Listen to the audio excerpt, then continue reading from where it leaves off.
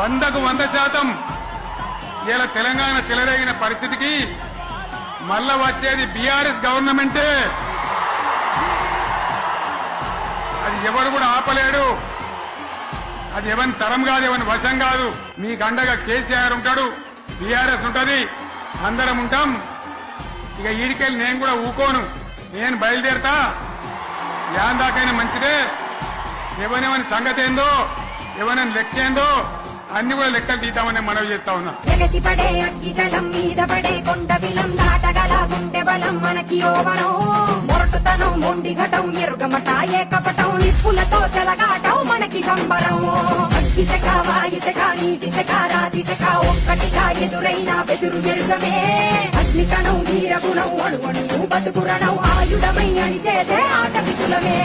Jai Telangana, Jai Telangana.